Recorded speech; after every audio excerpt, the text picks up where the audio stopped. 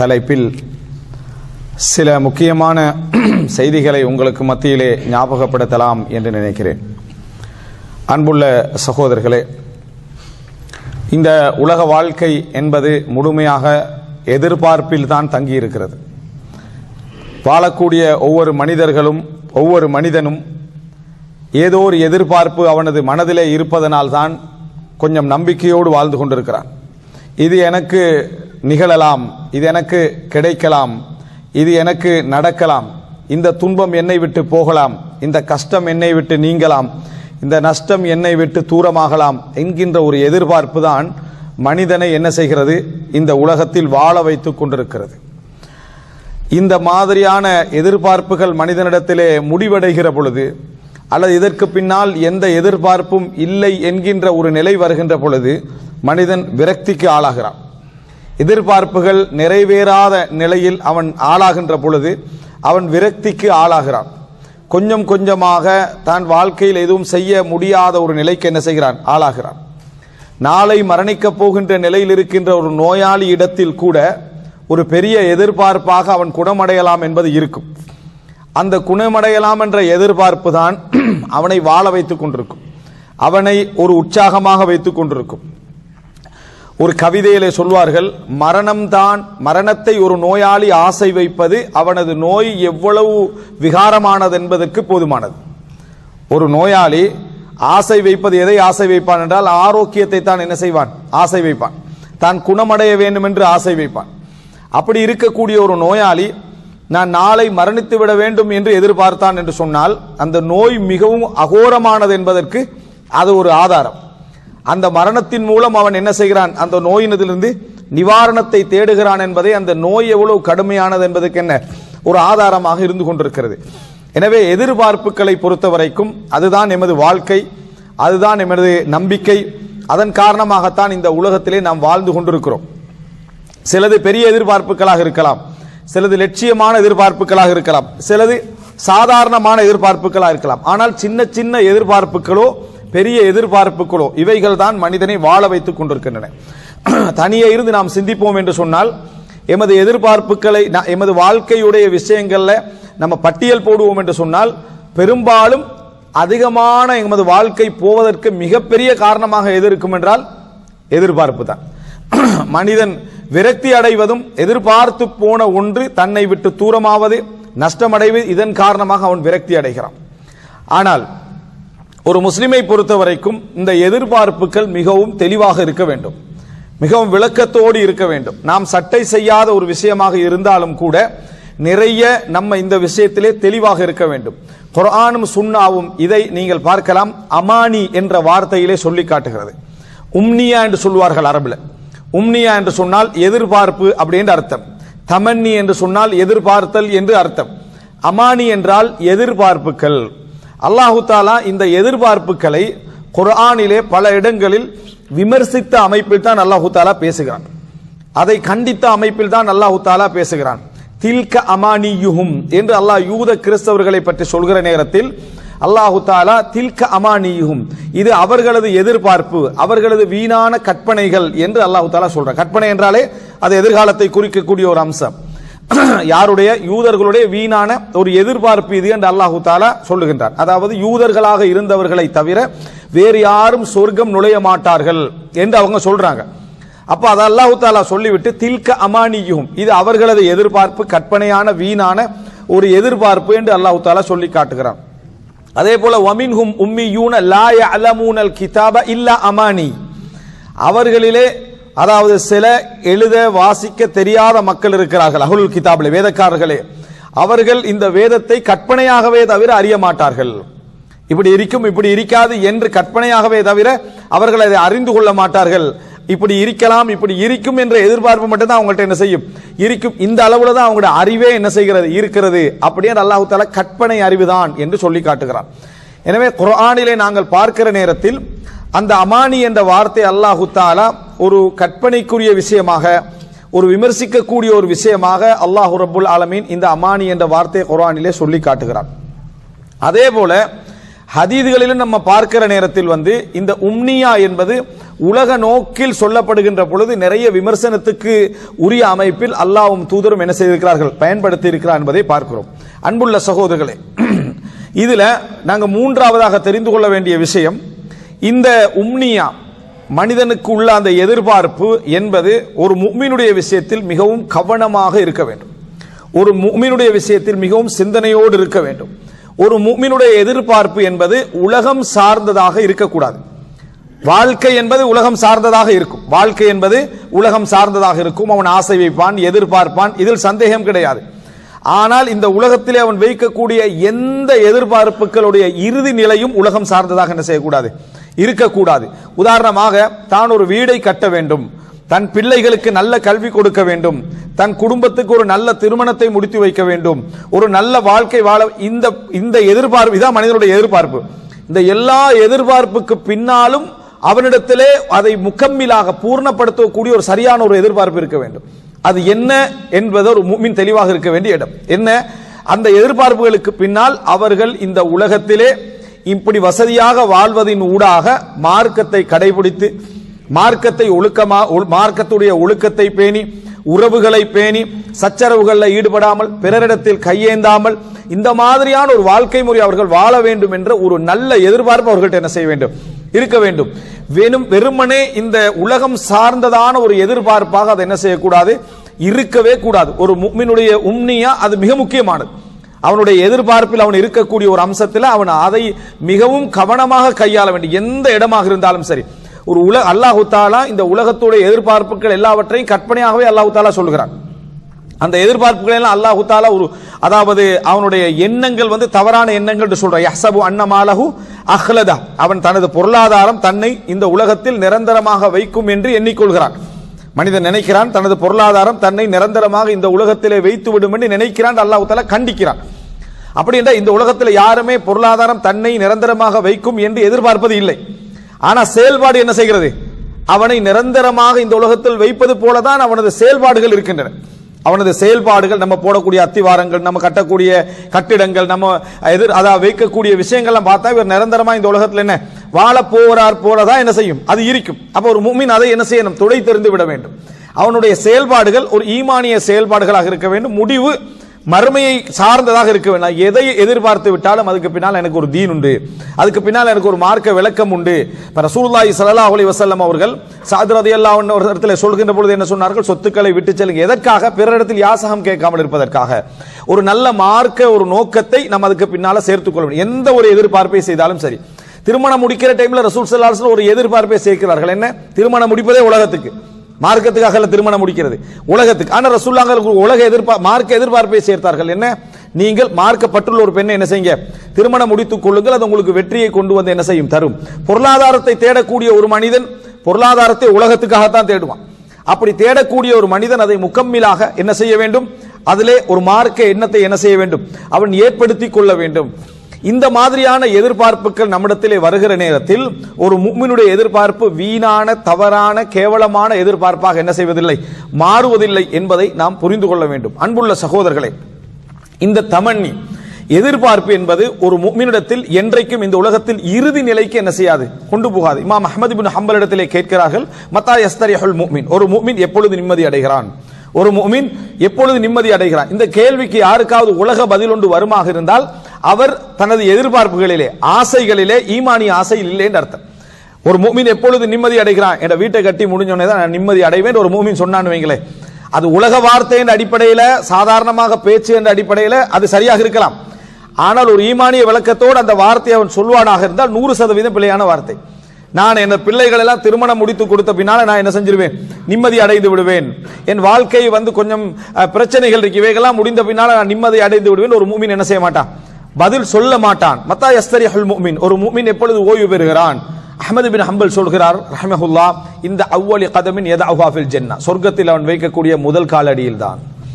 சொர்க்கத்திலே இன்றைக்கு அவன் முதல் முறையாக கால வைக்கிறானோ அந்த நிமிஷம் தான் ஒரு முஃமின் என்ன செய்ய முடியும், நிம்மதி அடைய முடியும் என்று சொல்லி என்ன செய்கிறார் இமாம் அஹ்மத் பின் ஹம்பல் ரஹிமஹுல்லாஹ் அவர்கள் என்ன செய்கிறார்கள், சொல்லுகிறார்கள்.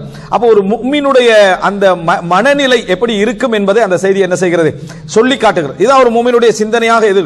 எந்த ஒன்றை அடைந்து விட்டால் அவன் முழு நிம்மதியை இந்த உலகத்தில் என்ன செய்யலாது, கண்டுகொள்ளவே முடியாத ஒரு நிலைமையில் இருக்கும். காரணம், அவன்கிட்ட ஒரு கேள்வி அதில் இருந்து கொண்டே இருக்கும். நான் செய்தது சரிதானா, நான் உலக ஆசைக்காக செயல்பட்டு விட்டேனா, மிகவும் என்ன அல்லாஹ்வுடைய திருப்திக்கு மாற்றமாக நான் என்ன செய்து விட்டேன், நடந்து விட்டேனா என்ற ஒரு கேள்வி அவனுக்கு இருந்து கொண்டே இருக்கும் என்பதை புரிந்து கொள்ள வேண்டும். அன்புள்ள சகோதரர்களே, ஒரு முஃமினுடைய இந்த பயணம் நம்ம நிறைய தொகுத்து சொன்னோம் என்றால், ஆசை தொடர்பான செய்தி, ஒரு முஃமினுடைய ஆசையுடைய எல்லைகள் எப்படி இருக்கும் என்பதை நம்ம நிறைய பார்த்தோம் என்றால் அதை வரையறுக்கவே முடியாது. ஒரு மனிதர் கொல்லப்படுகிறார், சூரா யாசீன் நம்ம பார்க்கிறோம். ஒரு மனிதர் கொல்லப்படுகிறார், ஒரு முஃமின் கொல்லப்படுகிறார்.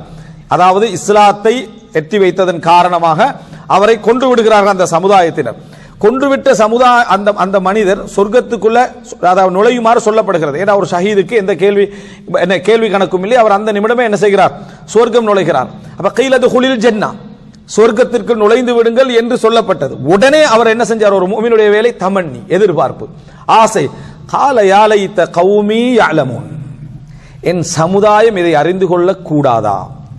ஒரு முஃமினுடைய இதை பாருங்க, சொர்க்கம் கொடுக்கப்படுகிறது, சொர்க்கம் கிடைச்சிட்டு, கொல்லப்பட்டதனால சொர்க்கம் கிடைச்சிட்டு, சொர்க்கம் போங்கன்னு சொன்ன உடனே அவருக்கு வந்த முதலாவது ஆசை என்ன தெரியுமா, யாலைத்த கௌமி யஅலமூன். இந்த லைத்த என்ற அரபுடைய வார்த்தை தமன்னி, எதிர்பார்ப்பு, ஆசை, அதற்காக சொல்லப்படுற வார்த்தை. யாலைத்த கௌமி யஅலமூன்.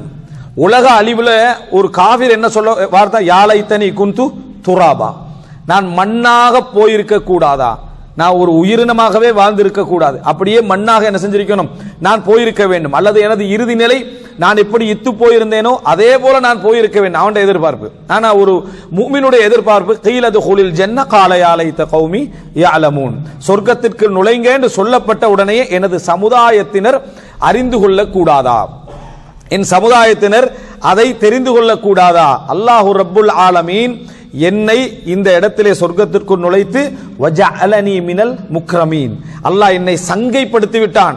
இந்த சங்கை என்ற சமுதாயத்தினர் என்ன தெரிந்து கொள்ள கூடாதா அப்படின்னு. அன்புள்ள சகோதரர்களே, ரசூல் ஸல்லல்லாஹு அலைஹி வஸல்லம் சொல்கிறார்கள், சொர்க்கத்திற்கு நுழைந்த எந்த ஒரு முஃமினும் இந்த உலகத்திற்கு திரும்பி வரணும், அதாவது தமன்னி, ஆசை வைக்க மாட்டான்.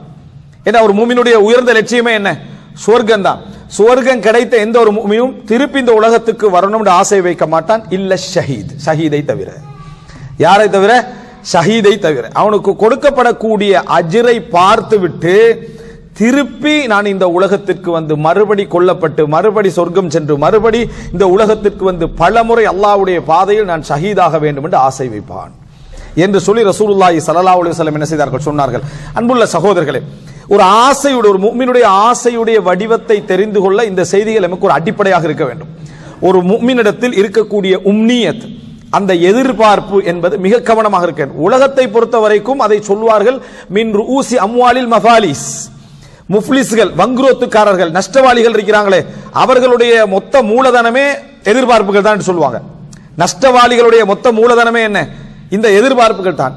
ஆனால் அதை மறுமைக்கு மார்க்கத்தோடு உள்ள சிந்தனையோடு நம்ம எண்ணி பார்க்கின்ற பொழுது, அதை இணைத்து பார்க்கின்ற பொழுது அது என்ன செய்யும், நம்மளை அதை நன்மைக்குரிய ஒன்றாக, சிறப்பான ஒன்றாக அதை மாற்றும் என்பதை நம்ம இதில் என்ன செய்கிறோம், புரிந்து கொள்கிறோம். எனவே அன்புள்ள சகோதரர்களே, அடிப்படையாக நம்ம மனதிலே பதிய வைக்க வேண்டிய முக்கியமான 3 செய்திகள் என்ன, எதிர்பார்ப்பு தான் மனித வாழ்க்கை, எதிர்பார்ப்பு தான் மனித வாழ்க்கை. அந்த எதிர்பார்ப்பு ஒரு துளி இருக்கும் வரைக்கும் மனிதன் வாழணும் என்று என்ன செய்வான், ஆசைப்படுவான். சில பொழுதுகளிலே எதிர்பார்ப்புடைய வீரியம் தலைகீழாக போகிற நேரத்தில் அவன் அதற்கு மரணம் போன்றவைகளை எதிர்பார்ப்பான்.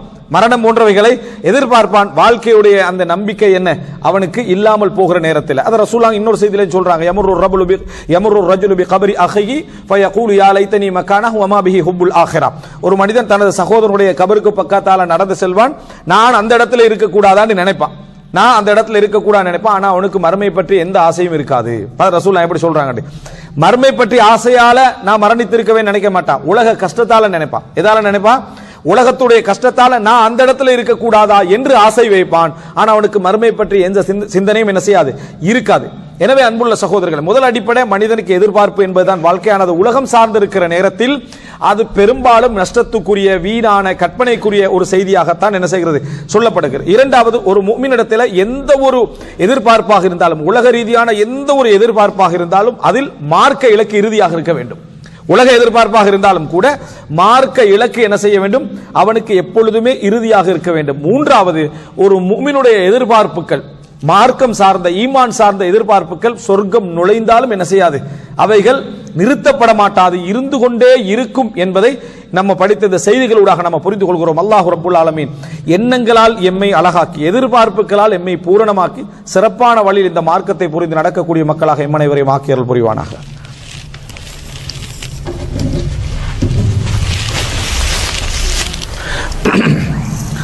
إن الحمد لله نحمده ونستعينه ونستغفره ونعوذ بالله من شرور أنفسنا ومن سيئات أعمالنا من يهده الله فلا مضل له ومن يضلل فلا هادي له وأشهد أن لا إله إلا الله وحده لا شريك له وأشهد أن محمدا عبده ورسوله أما بعد. அன்புள்ள சகோதரர்களே, இந்த எதிர்பார்ப்புகளை பொறுத்தவரைக்கும் இந்த இஸ்லாத்துடைய விசாலமான மிக சிறப்பான அருட்கொடைகளில் ஒன்றாக நாம் கருத வேண்டிய ஒரு அம்சம்தான் எதிர்பார்ப்புகளின் ஊடாகவே பல நன்மைகளை பெற்றுக்கொள்ளக்கூடிய வழிகளை இஸ்லாம் எங்களுக்கு தந்திருக்கிறது. எம்மிடத்தில் இல்லை, ஆனால் எதிர்பார்ப்பதின் ஊடாக மாத்திரம் பெரும் நன்மைகள் எங்களுக்கு என்ன செய்கின்றன, கிடைக்கின்றன. இப்படியான நிறைய வழிகளை இஸ்லாம் என்ன செய்திருக்கிறது, எங்களுக்கு தந்திருக்கிறது. ஒரு முஃமின் எண்ணத்தால் அழகாக இருக்கின்ற பொழுது, எதிர்பார்ப்பால் அழகாக இருக்கின்ற பொழுது, தூய்மையாக இருக்கின்ற பொழுது அவனுக்கு நிறைய நன்மை என்ன செய்து அவனுக்கு எழுதப்படுகிறது. ரசூலுல்லாஹி ஸல்லல்லாஹு அலைஹி வஸல்லம் சொன்னார்கள், திருமிதியிலே வரக்கூடிய செய்தி, இன்னம துன்யா லி அர்பஅத்தி நஃபர், இந்த உலகம் என்பது 4 பேருக்குரியதுதான். இந்த உலகம் 4 பேருக்கு உரியதுதான். ஒரு மனிதனுக்கு அல்லாஹ் தஆலா சொத்தை, பொருளாதாரத்தை வழங்கி இருக்கிறான்.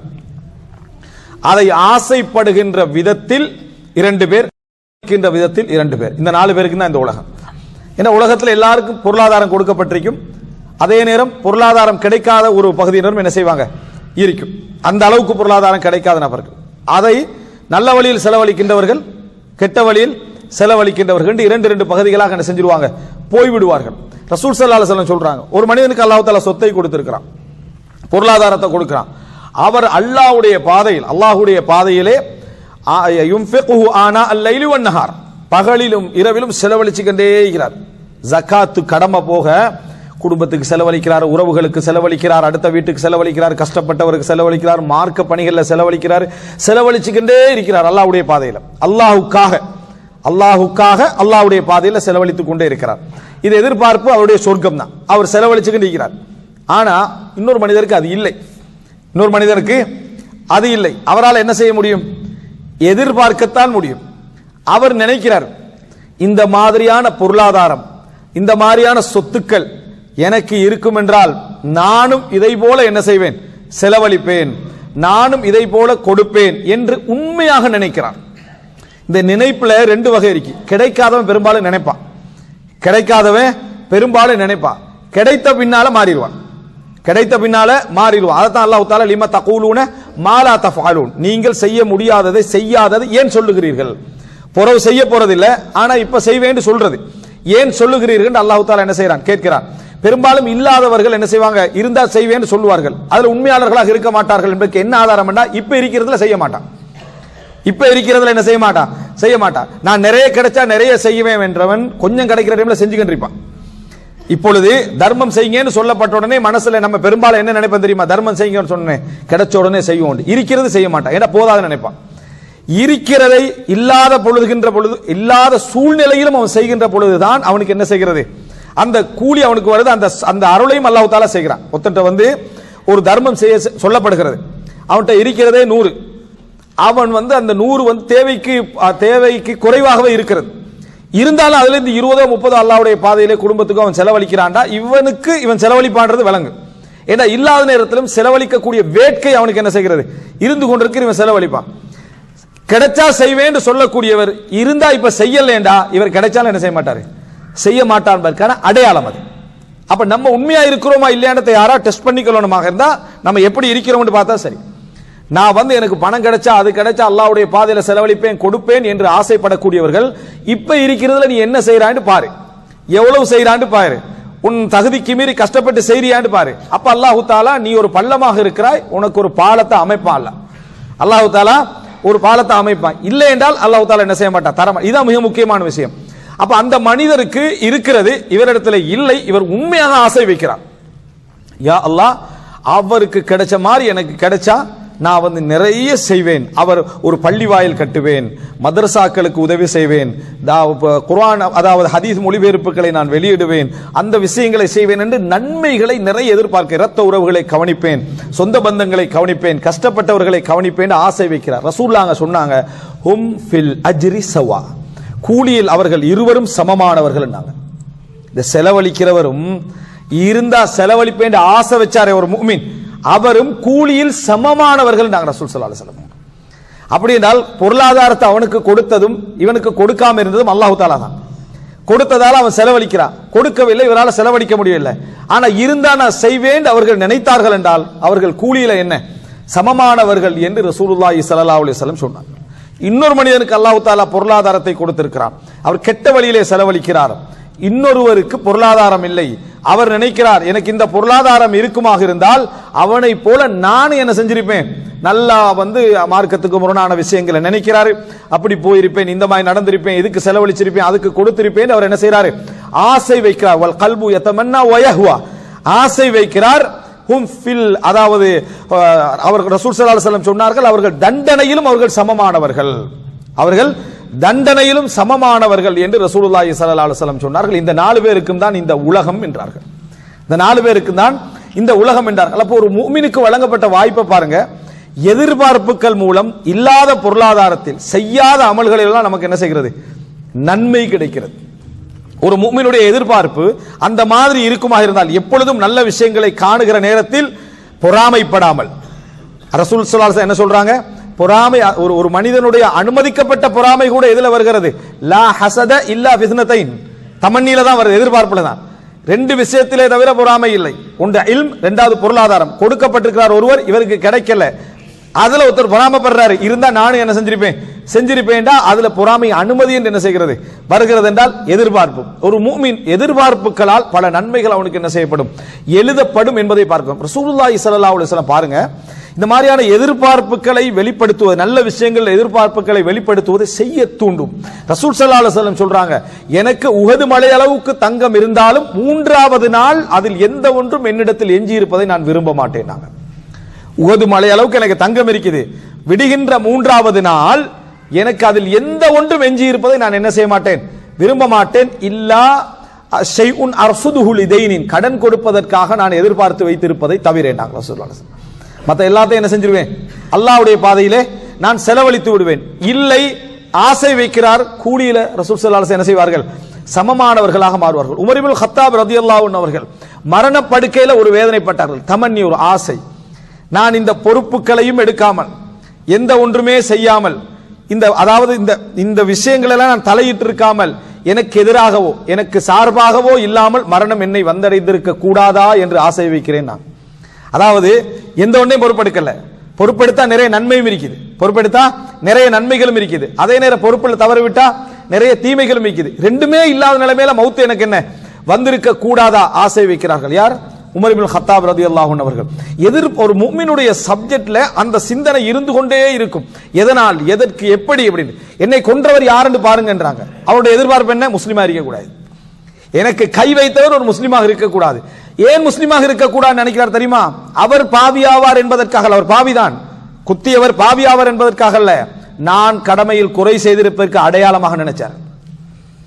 தான் ஆட்சியில இருந்து ஏதோ ஒரு தவறு செய்திருக்கிறேன் என்பதற்கு அடையாளமாக அதை என்ன செஞ்சாரு, நான் குத்தப்படுகிறேன் என்றால் நான் கடமையில ஏதோ என்ன செஞ்சுக்கிறேன், தவறு செய்திருக்கிறேன் என்ற ஒரு முஸ்லிம். காஃபிர் வந்து எதிராக தான் இருப்பான், ஆனா ஒரு முஸ்லிம் அப்படி என்ன செஞ்சிருவார் அப்படி என்பதில் உமர் இப்னு கத்தாப் சொன்னாங்க. அதே போல உமர் ரலியல்லாஹு அன்ஹு அவர்கள் சொல்கிறார்கள், என்னிடத்திலே நிறைய பொருளாதாரம் இருந்திருக்க கூடாதா, ஈராக்ல நடந்த யுத்தங்களில் விதவைகளாகி போனவர்களுக்கு முழு பொருளாதாரத்தையும் கொடுத்து அந்த விதவைகள் யாரிடத்திலும் கையேந்தாமல் வாழக்கூடிய சூழ்நிலையை ஏற்படுத்துவதற்கு உமர் இப்னு கத்தாப் ரலியல்லாஹு அன்ஹு, புகாரில வரக்கூடிய செய்தி. அன்புள்ள சகோதரர்களே, தமன்னியுல் முஃமின், ஒரு முஃமினுடைய ஆசை இப்படித்தான் இருக்கும். ஆனால் எங்களோடு எவ்வளவு கெட்ட ஆசைகள் கலந்திருக்கின்றன என நினைத்து பாருங்கள். அனுதினமும் நாங்கள் பாவமான கற்பனைகளில் இருக்கிறோமா இல்லையா, இது கிடைக்காதா, இந்த சந்தர்ப்பம் கிடைக்காதா, இந்த சூழ்நிலை கிடைக்காதா, இந்த வாய்ப்பு கிடைக்காதா என்று மார்க்கத்துக்கு முரணான சிந்தனைகளும் எதிர்பார்ப்புகளும் எம்மிடத்தில் இருக்கிறதாண்டு நாம் பரிசோதித்து பார்க்க வேண்டும். அந்த சிந்தனையின் ஊடாக நாம் எமது உள்ளத்தை ஆறுதல் படுத்திக் கொண்டிருக்கிறோம் என்றால், தவறான எதிர்பார்ப்புகளின் ஊடாக நாம் ஆறுதல் படுத்திக் கொண்டிருக்கிறோம் என்று சொன்னால் நாம் ஈமானிலே எங்கே குறைவிடுகிறோம் என்று பாருங்கள். எந்த இடத்துல நாம் தவறான, அதாவது நினைத்தாலே எதிர்பார்த்தாலே ஆசைப்பட்டாலே நன்மையை எழுதக்கூடிய ஒரு மார்க்கத்தில் இருந்து கொண்டு அவைகளின் ஊடாக நிறைய நன்மைகளை பெற்றுக் கொள்ளாமல் கெட்ட ஆசைகளுக்கு இந்த உள்ளத்தை பழக்கப்படுத்தி அந்த ஆசைகளை நாம் வளர்த்து விடுகிறோம் என்றால் நினைத்து பாருங்கள். அடுத்தவர்களிடத்தில் எத்தனை கெட்ட ஆசைகளை உருவாக்கி விடுகிறோம். பக்கத்துள்ளவரிடத்தில், மனைவியரிடத்தில், பிள்ளைகளிடத்தில் கெட்ட ஆசைகளை என்ன செய்கிறோம்? உருவாக்கி விடுகிறோம். உருவாக்கி விடுகிறோமா இல்லையா? பல நேரங்கள்ல இவைகளுக்கு நாம் காரணமாக கூட என்ன செய்து விடுகிறோம்? அமைந்து விடுகிறோம். உன்னை பார்த்தால் மார்க்கத்தில் ஆசை வர வேண்டும், உன்னை பார்த்தால் தீனில் ஆசை வர வேண்டும், உன் வார்த்தைகளை கேட்டால் அவர்களுக்கு பாவத்தை விட்டு தூரமாக வேண்டும், மார்க்கத்துக்கு முரணான ஒன்றில் ஆசை வருகிறது என்றால் நாம் எவ்வளவு தவறு விடுகிறோம் என்பதையும் நாம் என்ன செய்ய வேண்டும்? அந்த இடத்துல நினைத்து பார்க்க வேண்டும். எனவே அன்புள்ள சகோதரர்களே, ஒரு முஃமினுடைய ஆசைகளை பொறுத்த வரைக்கும் தூய்மையானதாக, அல்லாஹ் ரப்புல் ஆலமீன் பொருந்திக் கொள்ளக்கூடியதாக இருக்க வேண்டும். இந்த கல்போடு தான் முழு எண்ணங்களும் என்ன செய்கின்றன? சம்பந்தப்படுகின்றன. இந்த எதிர்பார்ப்பு தான் மனிதனுடைய வாழ்க்கையோட அத்திவாரமாக என்ன செய்கிறது? இருந்து கொண்டிருக்கிறது. இன்னும் சொல்ல போனால் மறுமையை நினைப்பவர்களுக்கு, அமல் செய்யணும் நினைக்கக்கூடியவர்களுக்கு இந்த எண்ணங்கள் மிகப்பெரிய மூலதனம். இந்த எண்ணங்கள் என்ன? மிகப்பெரிய மூலதனம். ரசூலுல்லாஹி ஸல்லல்லாஹு அலைஹி வஸல்லம் வெளிப்படையாக பேசுறாங்க, அபூபக்கர் ரலியல்லாஹு அன்ஹு வெளிப்படையாக பேசுறாங்க, உமர் ரலியல்லாஹு அன்ஹு வெளிப்படையாக பேசுறாங்க, பல நபி தோழர்கள் வெளிப்படையாக பேசினார்கள். அப்துல்லாஹ் இப்னு உமர் ரலியல்லாஹு அன்ஹு இடத்திலே ஆசை வைத்து ஏதாவது சொல்லுங்கன்னாங்க. தமன், உங்களால முடிஞ்ச ஒரு ஆசையை வைங்க. அவர் சொன்னார், அத்தமன்னல் மக்ஃபிரா, அல்லாஹ்விடத்தில் பாவ மன்னிப்பை நான் ஆசை வைக்கிறேன் என்றார். அல்லாஹ்விடத்தில் பாவ மன்னிப்பை நான் ஆசை வைக்கிறேன் சொன்னார். அவரிடத்தில் ஏதாவது எதிர்பார்ப்பு சொல்லப்பட்டாலே, மறுமை சார்ந்த மன்னிப்பு சார்ந்த எதிர்பார்ப்பு சொல்லப்பட்டாலே கலங்குவார்கள். உங்களுக்கு தெரியும், அப்துல்லாஹ் இப்னு உமர் ரலியல்லாஹு அன்ஹு இடத்திலே ஒருவர் வந்து என்ன செய்றாரு? பிச்சை கேட்க வருகிறார். அப்ப பிச்சை கேட்கிற இடத்துல ஒரு தீனாரையோ எதையோ கொடுத்துட்டாரு. கொடுத்த உடனேயே அவர் வந்து என்ன, அதாவது ஒரு வார்த்தை சொல்கிறார், தக்கப்பல் அல்லாஹு மின்க், அல்லாஹ் உங்களை அங்கீகரிப்பானாக, பொருந்திக் கொள்வானாக என்றார். ஒரு மூமினுடைய எதிர்பார்ப்பு என்ன? தக்கப்பல், அல்லாஹு தாலா என்ன கபூல் செய்ய வேண்டும் என்றுதான் எதிர்பார்ப்பு. அதை சொன்ன உடனேயே இப்னு உமர் ரலியல்லாஹு அன்ஹு அவர்கள் அழுதார்கள். அதாவது அவருடைய ஆசை நிறைவேறக்கூடிய இடத்திலே இருக்கக்கூடிய ஒரு நபித்தோழர் இப்னு உமர் ரலியல்லாஹு அன்ஹு ஆட்சிக்கு நிக்கலாம். இப்னு உமர் ரலியல்லாஹு அன்ஹு ஆட்சி வேணும் என்று கேட்டிருந்தா ரெண்டு பேர் அவர்களை முரம்பட்டிருக்க மாட்டாங்க. ஆசைக்கு ஆசைப்பட்டவர்களை, அந்த ஆட்சிக்கு ஆசைப்பட்டவர்களை தவிர யாரும் முரம்பட்டிருக்க மாட்டாங்க. அப்படிப்பட்ட உடன்பாடு என்ன செஞ்சது? அவருக்கு இருந்தது. அந்த இடத்துல இருந்து கொண்டு அவர் அதையெல்லாம் யோசிக்காமல் இதை சொன்ன உடனேயே விரக்தி நிலையில கூட அவர் மறுமை ஆசை வைக்கல, உலகம் நிரம்பிய நிலையில் ஆசை வைக்கிறார். தக்கப்பல் அல்லாஹு மின்க், அல்லாஹ் உங்களை அங்கீகரிப்பானாக என்று சொன்ன உடனே அழுதார்கள். வல்லாஹி லவ் அலிம்து அன் அல்லாஹ் தக்கப்பல மின்னி தீனாரன் அவ் திர்ஹமன் அவ் ஸலாத்தன் அவ் ஸதகத்தன் லஅஹ்பப்துல் மௌத் இன்னமா யதக்கப்பல் அல்லாஹு மினல் முத்தகீன். அல்லாஹ் தஆலா என்னிடமிருந்து ஒரு தீனாரை, ஒரு திர்ஹத்தை, ஒரு தொழுகையை, ஒரு நோன்பை அல்லாஹ் அங்கீகரித்து விட்டான் என்று எனக்கு உறுதியாக தெரிந்தால் நான் மரணத்தை விரும்பி இருப்பேன். காரணம், இன்னமா யதக்கப்பலுல்லாஹு மினல் முத்தகீன், அல்லாஹ் தஆலா தக்வா உள்ளவர்களிடம் இருந்துதான் ஏற்றுக்கொள்வதாக குர்ஆனிலே சொல்லுகிறான். ஏற்றுக்கொண்டான்னு சொன்னா நான் தக்வா உள்ளவன், எனக்கு என்ன செஞ்சிருது? உறுதியாகி விட்டது, நான் மரணத்தை விரும்பி இருப்பேன். இப்னு உமர் ரலியல்லாஹு அன்ஹு அவர்கள் என்ன செய்தார்கள்? சொன்னார்கள். அன்புள்ள சகோதரர்களே, எனவே எமது எதிர்பார்ப்புகளை, எமது மனதிலே இருக்கக்கூடிய வார்த்தைகளை நாம் தெளிவாக இருக்க வேண்டும். இறுதியாக இன்னொரு செய்தியை சொல்லி முடித்துக் கொள்கிறேன். ஒரு முஃமினுடைய எதிர்பார்ப்பிலே இருக்க வேண்டிய மிக முக்கியமான விஷயம், எல்லா நல்லறங்களையும் செய்துவிட்டு அல்லாஹ்வை மிகவுமே எதிர்பார்த்து வாழ்ந்துவிட்டு அப்படி வாழ்ந்தவன் என்ற பேர் எனக்கு இருக்கக்கூடாது என்று எதிர்பார்ப்பது. அதாவது மக்களால தூய்மைப்படுத்தப்படுறது, மக்களால பாராட்டப்படுறது, மக்கள்கிட்ட புள்ளி எடுக்கிறது, மக்கள்கிட்ட கிரேட் எடுக்கிறது, இது எனக்கு என்ன செய்யக்கூடாது? இருக்கக்கூடாது. காரணம், உங்களிடத்தில் நல்லவனாகவும் அல்லாஹ்விடத்தில் கெட்டவனாகவும் நான் இருப்பதை விட்டு பாதுகாவல் தேடுகிறேன் என்று பல அறிஞர்கள் என்ன செஞ்சுக்கிறாங்க?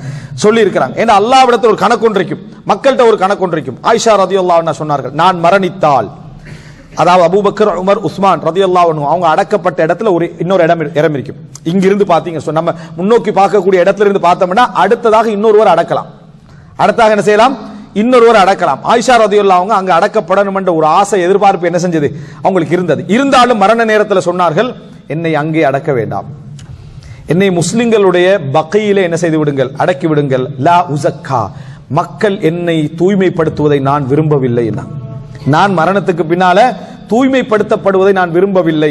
அவங்களுடைய அந்த ஜமல் யுத்தம் போன்ற அந்த சம்பவங்களை மனசுல நிறுத்தி நான் தூய்மைப்படுத்தப்படுவதை நான் விரும்பவில்லை என்று சொன்னார்கள். முஸ்லிம்ல வரக்கூடிய செய்தி. சுப்ஹானல்லாஹ், நினைச்சு தண்ட வீடு, தன்னுடைய என்ன, அதாவது சொந்தம், தன்னுடைய தந்தை, தன்னுடைய கணவர், ஹலீஃபத்துல் முஸ்லிமே, முஸ்லிம்களுடைய ஹலீஃபா எல்லாரும் இருக்கிற இடத்துல அவங்க அடக்கப்படுவதற்கு எல்லா தகுதி இருந்தும் அங்க அடக்க வேணான்ட்டாங்க. லா உஸக்கா, நான் மக்களால் தூய்மைப்படுத்தப்படுவதை விரும்பவில்லை என்றாங்க. எதிர்பார்ப்பு. அன்புள்ள சகோதரர்களே, இதுதான் ஒரு முஃமினுடைய அதாவது எதிர்பார்ப்புகள் என்பது அழகாக அல்லாஹ் பொருந்திக் கொள்ளக்கூடிய அமைப்பில் இருப்பதற்கான முன்னுதாரணங்கள். அல்லாஹ் ரப்புல் ஆலமீன் எமது எண்ணங்களை தூய்மைப்படுத்தி, எமது எதிர்பார்ப்புகளை தூய்மைப்படுத்தி, ஆசைகளை தூய்மைப்படுத்தி அவன் பொருந்திக் கொள்ளுகின்ற வழியில் எம்மை வாழச் செய்வானாக. நல்ல ஆசைகளை மூலதனமாக்குகின்ற ஒரு எண்ணம் கொண்டவர்களாகவும் எதிர்பார்ப்பு கொண்டவர்களாகவும் அல்லாஹ் ரப்புல் ஆலமீன் அனைவரையும் ஆக்கியல் புரிவானாக. ஹதா மா இந்தி வல் இல்மு இந்தல்லாஹ்.